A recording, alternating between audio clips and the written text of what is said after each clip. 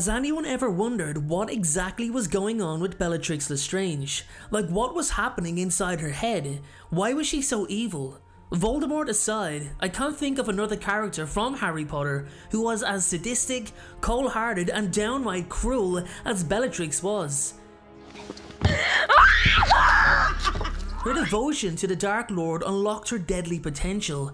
She was literally the female counterpart of Lord Voldemort. It always made me wonder what her line of thinking was, why she thought like that, and equally as important, how did she become the vicious, unstable Death Eater we all know her to be? Was she always destined for darkness, or did she have a chance at a different life? In today's video, I'm going to delve into the life of Bellatrix Lestrange and get to the root of her evil behaviour and really try to see life from her point of view. So keep watching as we unlock the mind of Bellatrix Lestrange.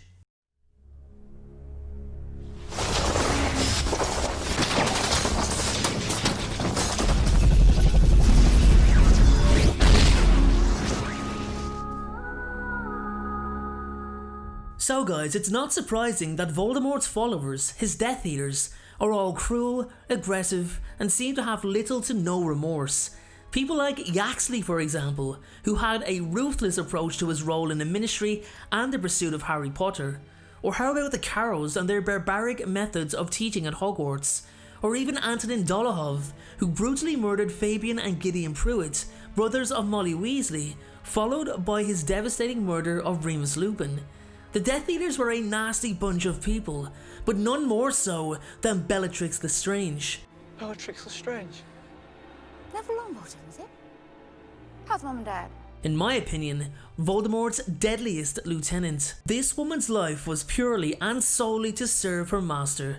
She was willing to not only suffer for Voldemort, but easily willing to give her life in his name. There wasn't many a witch or wizard who didn't fear Bellatrix due to the reputation she'd built during the First Wizarding War. Honestly, this woman was toxic, completely rotten to the core. Hermione Granger concluded the same theory from her Polyjuice potion that contained Bellatrix's hair, tasting absolutely vile, almost undrinkable. I actually loved how JK uses the taste of the potion itself to magically reflect her true character. It was a very clever piece of writing. For me, that moment confirmed that there was no going back for Bellatrix. I want to have a little conversation with this one. Girl to girl. She had solidified the person she was meant to be, a monster. But was this her destiny from the beginning? Because there is two arguments for that. Our destiny is either pre-written or we make and shape our own destiny. The point I'm trying to make is, did Bellatrix ever have a chance of a normal life? And the answer is no, she didn't. Let's look at her childhood so we can enter her mind and view her line of thinking. She was born into the noble and most ancient House of Black, a prestigious wizarding family whose avid pureblood supremacist views were the centre point of tradition. You know that Muggles are causing wars and destruction in this world! Their weak-minded blood does not belong with ours! The House of Black was committed to maintaining the pureblood magical lines as they continued to face the constant threat of their lineage being filtered through dirty blood. This ideology was embedded into Bellatrix as it was her sister's. Our family is the noble and most ancient House of Black. You will all contribute to carrying on a pure magical bloodline. If you do not obey or agree to our arrangements, you will be banished from this household and stripped of your rights as a member of the Black family. Do you understand?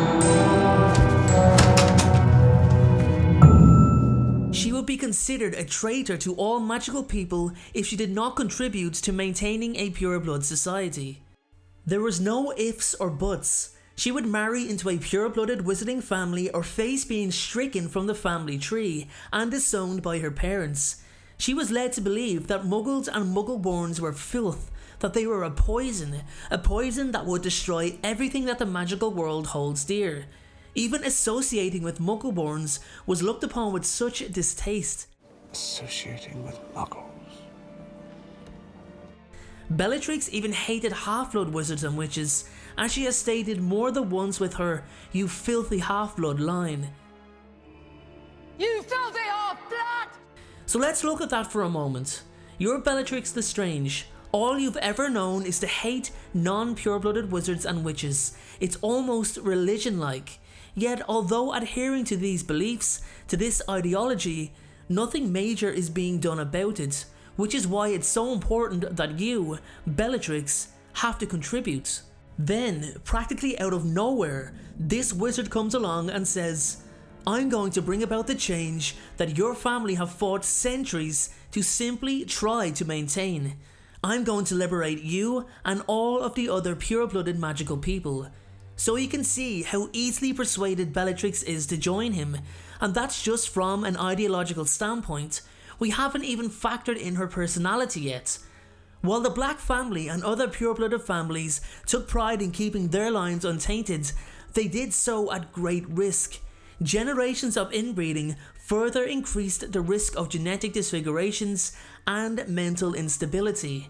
We only need to look at what happens to the House of Gaunt for the downsides of inbreeding. Even though the Black family members were described as being very attractive, especially Bellatrix, who was physically stunning, she is thought to have definitely inherited severe mental complications, which resulted in very early signs of erratic and aggressive behaviour.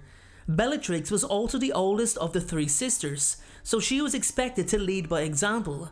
You need to set an example! But her willingness to act on her own accord was what she loved doing more than anything. When I do marry, I want it to be my choice. I'll do it my own way. I don't appreciate it being posted around like a Witch Weekly magazine. She was already unhinged from an early age. Even in school, she couldn't wait to become a Death Eater, and when she did, it wasn't long before she began garnering a reputation for her frightful and merciless behaviour.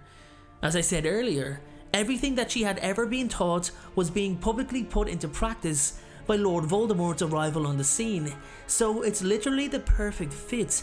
She felt like she now had a purpose. She even married a man she didn't love, Rodolphus Lestrange, so she could focus purely on serving the Dark Lord without her family's interference or having her reputation amongst the pureblood wizarding society tarnished. Something that even Voldemort may not have been too happy about. Her life now became a goal to please Lord Voldemort. She loved torturing, wounding and killing all those who stood in the path of the Dark Lord's work.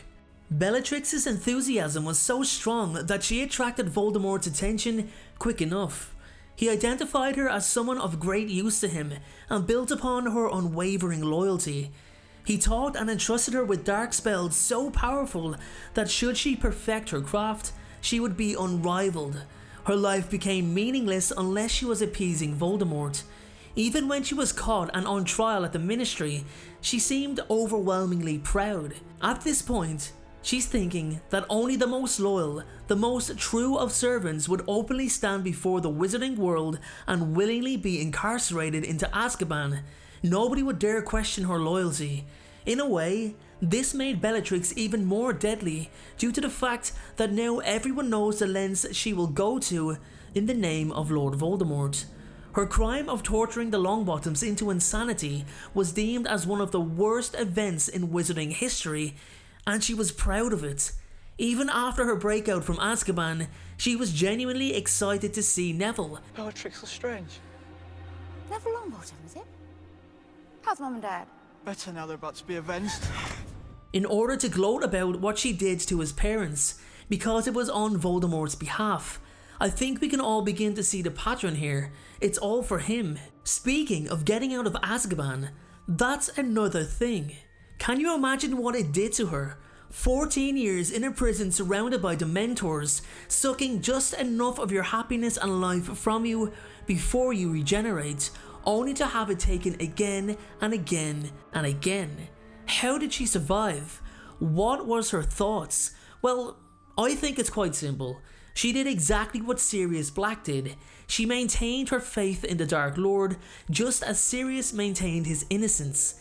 Now that's not to say Azkaban didn't take its toll on her, because it did. It hollowed her appearance, but she still held her beauty. It affected her mentality, but she still maintained composure. Well, to a certain point. I mean when she was around the other Death Eaters and followers. However, Bellatrix could not hold any other persona other than her own. She could not pretend to be nice in order to swindle information from someone. She couldn't be in the company of anyone that she detested without wanting to kill them. She makes no pretense. She adores violence. She takes joy in the emotional pain of others. Her deep passion and affinity of the dark arts is intoxicating.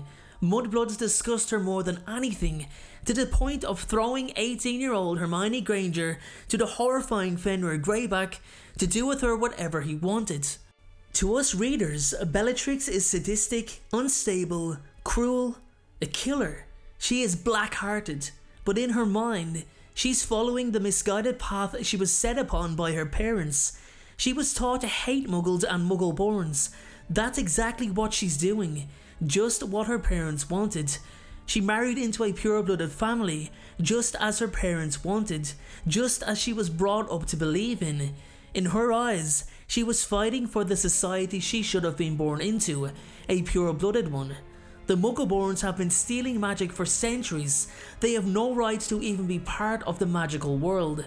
To think that they deserve a place amongst the magical race is an insult to magic itself. She will kill, torture, maim, wound.